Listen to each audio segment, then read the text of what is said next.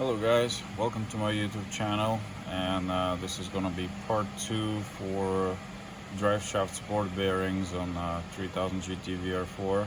I felt like I left some things behind as far as tips go. I didn't really explain how the drive shaft comes apart. So there was a question about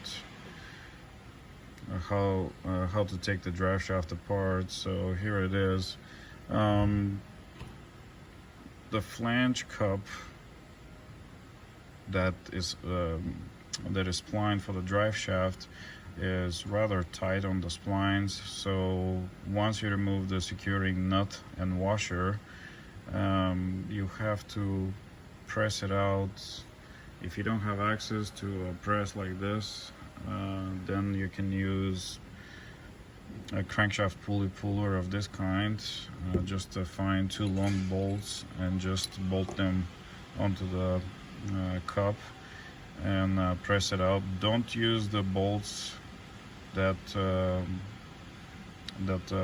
bolt the 2 pieces of the drive shaft together, because these bolts bend as things are being pressed apart.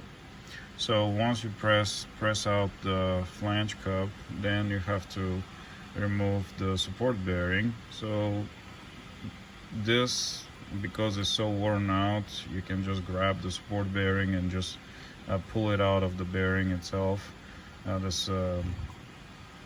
So what's going to be left is the bearing. Still, just this piece is still on the drive shaft. You can chisel it out with a hammer, and chisel is not really very tight on the drive shaft. And the other thing to be said here, this has a certain way that it's supposed to face. So there's a seal side and there's no seal side, it's just a metal collar. And as you can see, so make sure as you're pulling things apart, make sure which way this is supposed to face. And as you can see, inside here is packed with bearing grease. This is to protect further the bearing itself. It will stop any water or dirt and contamination getting to the inside and reaching the insides of the bearing. And also this, pay attention, I see I marked it here how it was with the drive shaft, so I don't change the orientation, because if you press it in wrong, it will be mirror-like and you won't be able to put it back on the car. And what usually happens, you find that out once you're ready to put the drive shaft back on the car. But pretty much this rubber seal will tell you which way you should face this whole assembly.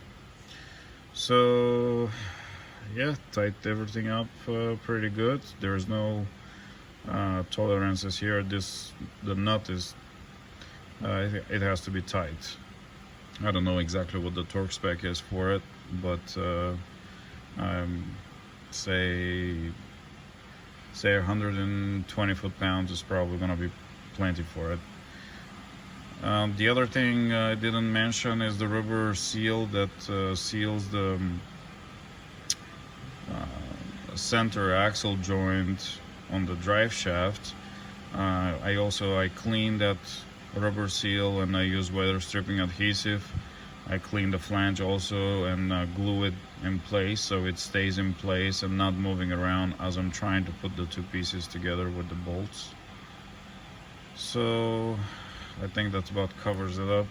So let's leave it at that. And if you guys have any questions or have anything else that you want to ask, I'll be happy to answer. Thanks for watching. Leave a like, subscribe, and I'll see you guys in the next one. Bye now.